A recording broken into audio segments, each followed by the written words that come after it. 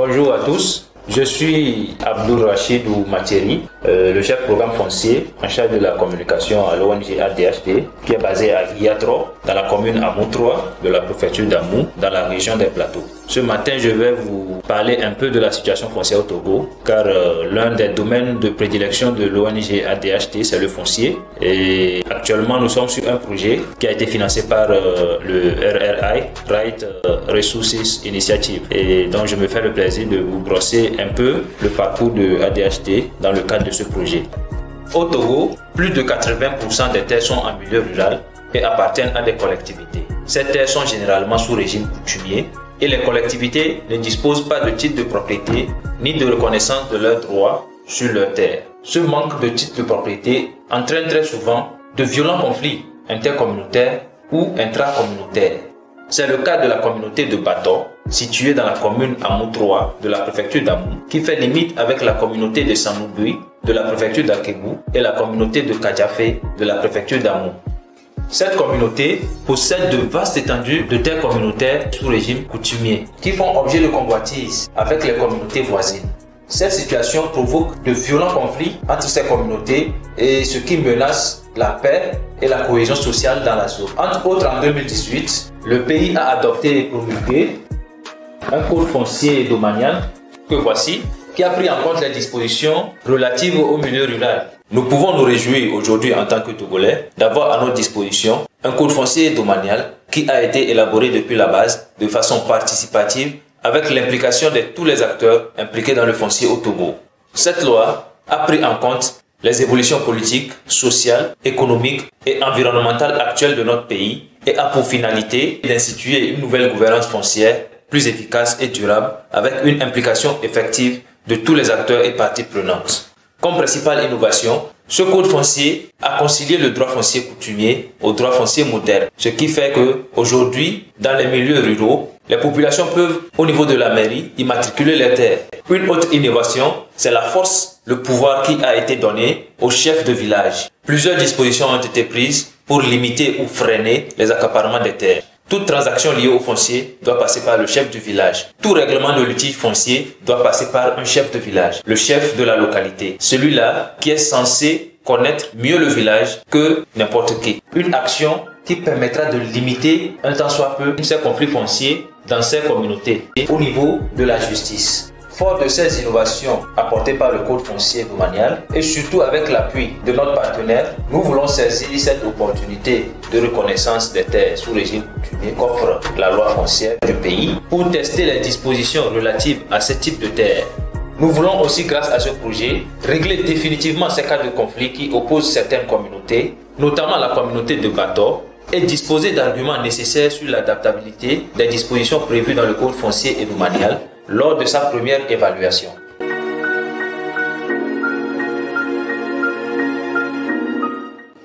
Quelle est la stratégie d'intervention de ADHD dans le cadre de ce projet? Allons ensemble dans les communautés découvrir ce qui se passe là-bas.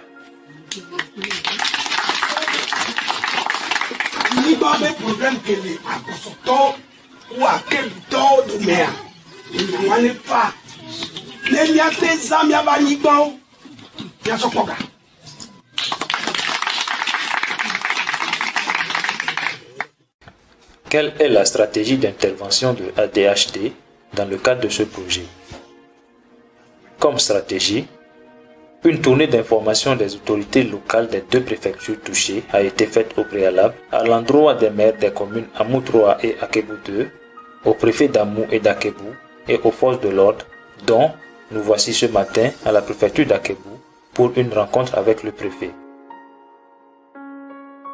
Et quand ils seront en train de trouver un consensus, on peut encore élargir maintenant. Cette tournée d'information a permis d'informer ces différentes autorités sur le projet et aussi de solliciter leur accompagnement pour sa réussite. Après la tournée d'information, une tournée de sensibilisation des villages situés dans la Moue, notamment Bato, Kadjafé et Petia, a été faite avec la collaboration des autorités locales de la zone, ayant pour objectif de préparer ces communautés à un règlement pacifique et durable de leurs conflits fonciers.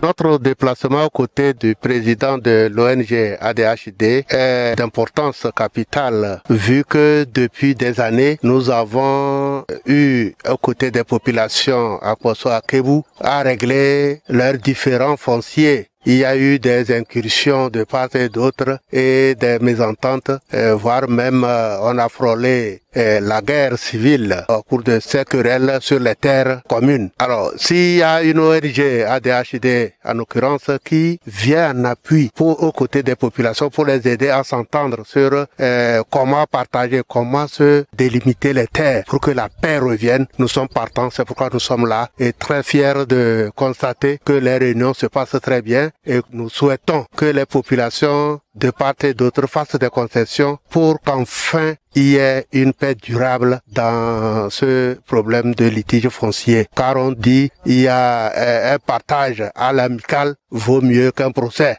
Parce que si eux-mêmes, ils s'entendent pour se dire c'est ici notre limite et on les fait les papiers fonciers, c'est plus durable que d'aller à la justice et de voir après les problèmes reviennent en sursaut. Nous sommes fiers de cette action et nous encourageons ADHD à aller à persévérer. C'est difficile mais ADHD arrivera. Nous sommes fiers.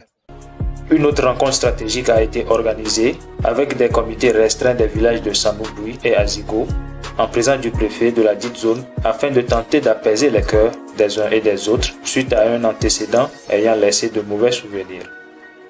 Cette rencontre préparatoire a été faite à la préfecture, loin des villages, afin d'éviter d'autres soulèvements des populations et a aussi permis de fixer de façon participative les dates pour les rencontres de sensibilisation dans ces villages situés dans la préfecture d'Akébu. Étaient présents à ces rencontres le préfet d'Akébu, le maire de la commune Akébu 2 et les forces de l'ordre.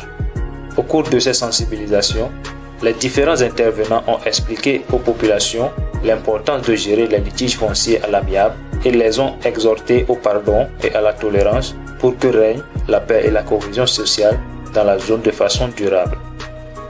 Nos impressions de joie, de fierté, de gaieté, c'est vraiment une grande joie pour nous, la commune Amou 3, puisque le souci majeur que nous avions dans notre commune sont les problèmes fonciers. Eh bien, l'ONG ADHD, l'action de cette ONG est venue à point nommé. Le problème foncier à la mairie, nous avions de sérieux problèmes à résoudre ça. Et vraiment, avec ce projet que l'ONG a amené pour que nos parents puissent avoir des papiers sur les terres, comment gérer leurs terres, comment utiliser la terre pour que la terre ne soit pas dégradée. Vraiment, s'il y a un mot plus que merci à dire à l'ONG ADHD, c'est ce mot que nous sommes en train de chercher à l'égard de l'ONG.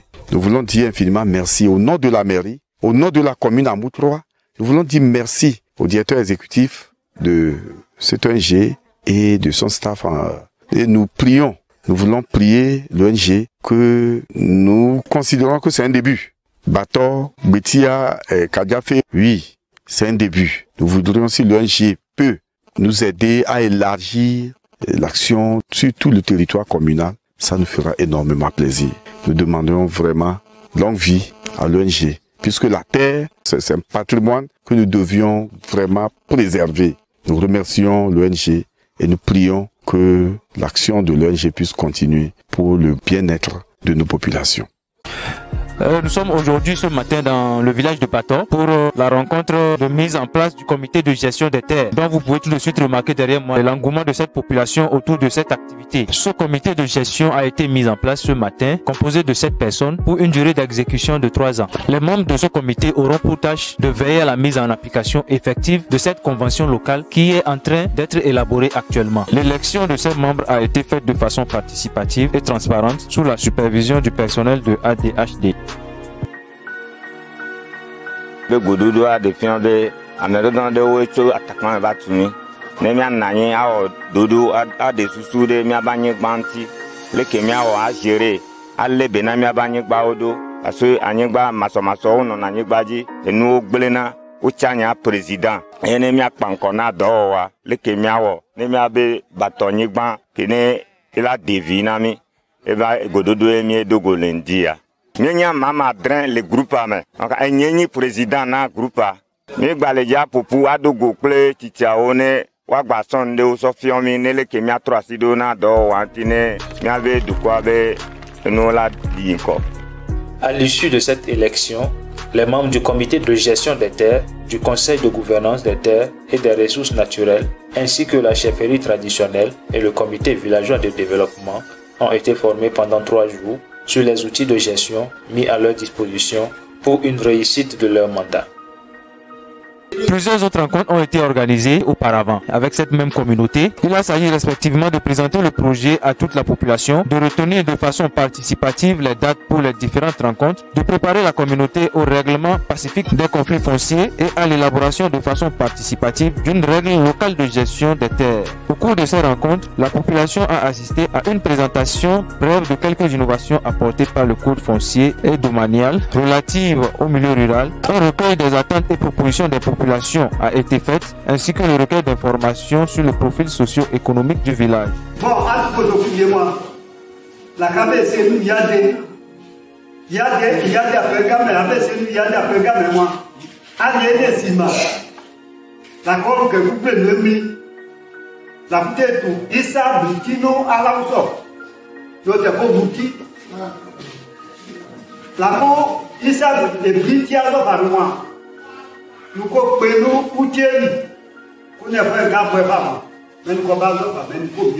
Premièrement, je remercie l'association qui est arrivée. J'aurais dit déjà un bon coucou à leur arrivée. Bon, tout ce qui s'est passé dans la salle, c'est ce qui m'a beaucoup plu. Et ça m'a beaucoup plu dans mon cœur. Donc, je remercie d'abord notre président qui a amené cette opportunité. Nous avons un problème de protection de terrain dans notre milieu, surtout à Bato. Bon, le projet peut résoudre les problèmes que nous habitons le conflit du terrain entre les 2 villages, et Bato et Assanoubouy. Et déjà, la manière dont le frère a amené ce projet dans notre village, ça peut nous aider à s'en sortir dans ces problèmes. Nous allons participer massivement à notre projet. Bon, tout ce que le projet a demandé, nous pouvons le faire. Rappelons que l'objectif de ce projet vise non seulement la sécurisation des terres de la communauté de Bato, mais aussi l'exploitation de ces terres. C'est dans cette logique qu'il se retrouve une fois encore ce matin à Bato avec cette population réunie pour une première rencontre d'échange entre le technicien agronome et la population. L'objectif de la rencontre de ce matin est d'initier cette population à la pratique de l'agroforesterie et à la fabrication et utilisation du compostage afin d'augmenter la résilience de l'agriculture au changement climatique. Aujourd'hui, il est question de former les producteurs de ce village sur la production du compost. Nous savons que le compost est l'une des sources de matière organique.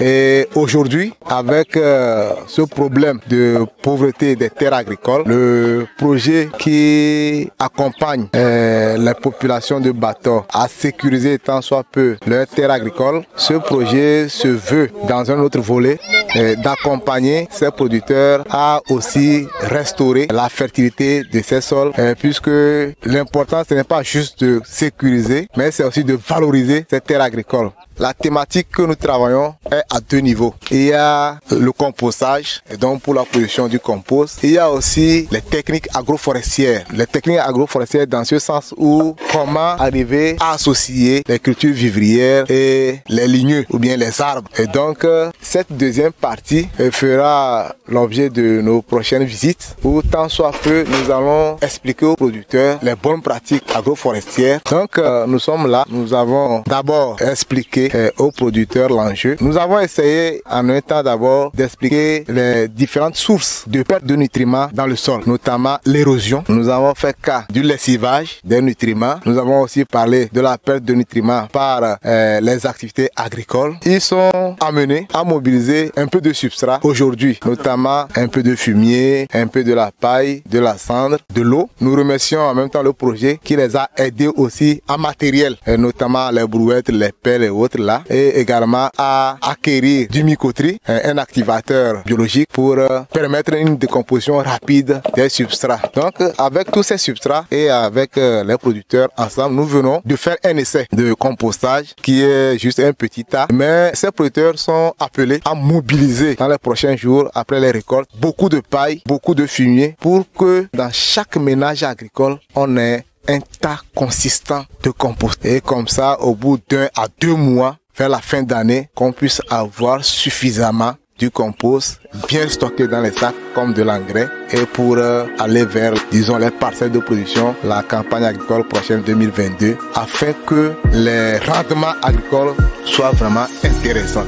À notre micro, 2 bénéficiaires de cette formation qui a lieu sous l'arbre à balade dans la Maison Royale et qui a connu la participation d'une 20aine de personnes.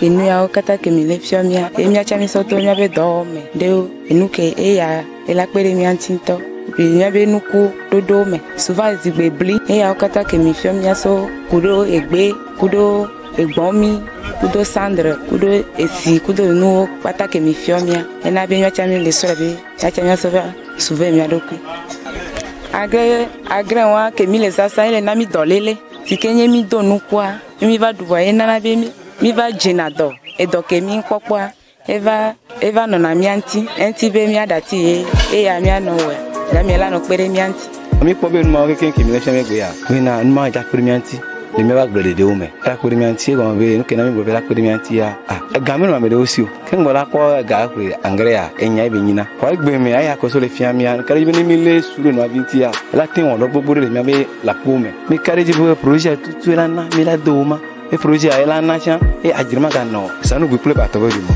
e ma wela e ma cha ma e ma kingo e la fa me ya cha be e to avinti la bana be me ko sanu bio ne va deli pona me no e a me cha na se wa no me cha na se me no wa cha se me wa no ga me a nya be braso me de mama me te no no me no no me e te no mi no ba de ka me so kare bi projet antia e mi be ani ba la no na mi ya te o ma waji ya te so kwa me jo mi ko projet oro ani ba ji e ji ke me te po me cha e do me a te no po ga vivi eji me ke mi atepo akaya ani gbana projet o ga me ani ka mi ni e da ani gbana projet a ani gbana ko tole ari na mi se o cha va do me fa ka ibe 20 projet anti no ma viora ti ma ni me cha nya